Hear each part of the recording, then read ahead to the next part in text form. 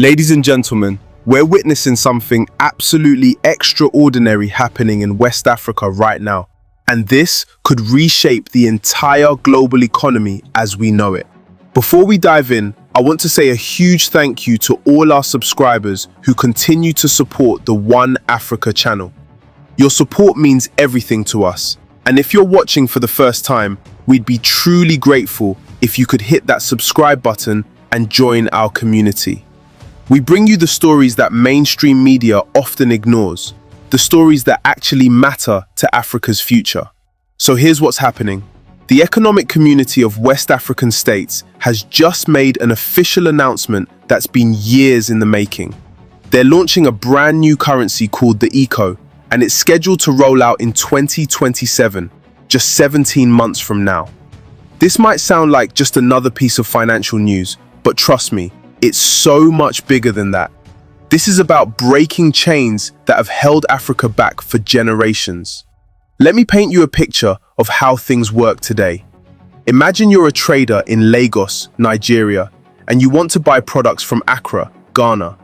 These two cities are neighbors, practically next door to each other. But here's the crazy part. You can't just pay your Ghanaian supplier with Nigerian naira. Instead, you first have to exchange your naira into US dollars, send those dollars to Ghana, and then your supplier has to convert those dollars into Ghanaian cedis. It's like needing permission from someone in Washington, D.C. just to do business with your next door neighbor. Every single one of these conversions costs money. The banks take their fees, currency traders take their cut, and the exchange rates are constantly changing. African businesses are bleeding money with every transaction. And for what? Because the system was designed decades ago to keep African countries dependent on Western financial institutions. This setup is a direct legacy of colonialism, and it's still controlling how Africans interact with each other economically. The situation becomes even more troubling when we look at the CFA franc. This is a currency that 14 African countries still use today. And here's the shocking truth. It's tied to the euro, and France still has significant control over it. We're talking about countries that gained independence in the 1960s, but still don't have full control over their own money. Meanwhile, other West African nations like Nigeria and Ghana have their own currencies, but these can swing wildly in value, making it nearly impossible for businesses to plan ahead. Enter the ECO. This new currency is designed to solve all these problems in one bold move. With the ECO, all 15 West African countries will use the same money. A seller in Senegal can accept payment directly from a buyer in Sierra Leone without any conversions, without any middlemen, and without losing money in the process. It's faster, it's cheaper, and most importantly, it puts African nations in charge of their own economic relationships. Here's a statistic that should shock you. Only 15% of Africa's total trade happens between African countries. We trade more with people on other continents than we do with our own neighbors. The ECO is meant to flip this script entirely by removing the barriers that make intra-African trade so difficult and expensive. This connects directly with the African Continental Free Trade Area, which is building what could become the world's largest single market measured by population. But there's a much bigger story playing out here on the global stage. Right now, countries all over the world are questioning America's financial dominance. China and Russia have been steadily increasing the amount of trade they do in their own currencies instead of dollars. Countries in South America are creating their own payment networks that bypass the dollar completely. Even Saudi Arabia, which has been the cornerstone of the petrodollar system for half a century, is now publicly discussing the possibility of selling oil in currencies other than the US dollar. When Africa steps into this arena, it matters enormously. The US dollar has been the undisputed champion of global finance since 1945. When nations start breaking away from this system, it directly threatens American power. And let's be clear, America has never taken kindly to challenges to dollar supremacy. Africa, sitting on vast reserves of oil, minerals, and other resources, with the youngest and fastest growing population on Earth, is far too strategically valuable for major powers to simply let it chart an independent course. This leads us to the absolutely critical question: what will back this new currency? If West African leaders decide to peg the eco to the dollar or the euro, then honestly, nothing fundamental has changed. Africa would still be dancing to the tune of Western central banks. It would be like escaping from one prison, only to walk into another one that looks slightly different. On the flip side, if the eco is allowed to find its own value based on the strength of West African economies, or if it's backed by African commodities like gold or oil, then we're talking about genuine independence.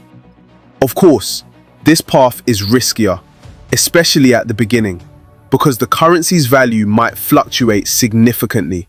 But it would be real freedom, not just the appearance of it. If everything goes right, the transformation could be incredible. Small businesses across the region would suddenly find it much simpler and more affordable to expand into neighboring countries. When African nations negotiate with economic superpowers like China, the European Union, or the United States, they'd be negotiating as a unified bloc, which dramatically increases their bargaining power. Success in West Africa could inspire other African regions to launch their own currency unions, eventually creating a pathway toward a truly united African economic system. But we must also be honest about the dangers. If the eco loses credibility, we could see runaway inflation that destroys people's savings overnight. Foreign investors might panic and pull billions of dollars out of the region. Ordinary citizens could watch helplessly as the cost of basic necessities skyrockets, leading to protests and political chaos. Africa has painful experience with currency failures. Zimbabwe's currency became so worthless that people were carrying around trillion-dollar notes that couldn't buy a loaf of bread. If the eco fails, it will crush the dream of African unity for decades to come. Beyond economics, there are serious political obstacles to navigate. Nigeria's economy is larger than all the other West African economies combined. Will Nigerian leaders be willing to tie their fate to much smaller nations? Who gets to run the new central bank that will control the eco? Where will the headquarters be located? Can smaller countries trust that the big players won't dominate everything? It's easy to make speeches about unity. Actually making it work when billions of dollars and national pride are on the line is infinitely harder. Despite these enormous challenges, West African leaders are pushing forward with a 2027 target date. But here's the bottom line: none of the technical details matter if there's no trust. People have to trust that the money in their pockets will still have value. Businesses have to trust that contracts will be honored. Governments have to trust that the system won't be rigged. Without trust, the eco will be nothing but a political slogan. As 2027 approaches, Africa faces a defining moment. The eco could be the dawn of genuine economic freedom, or it could join the long list of grand promises that never materialized. One thing is absolutely certain: the world is paying very close attention.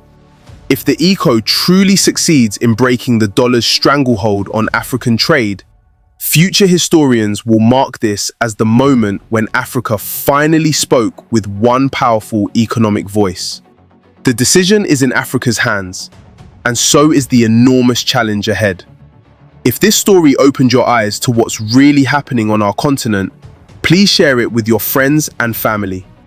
Don't forget to subscribe to One Africa and turn on notifications so you never miss the stories that are shaping our future. This is our story, and we're telling it ourselves.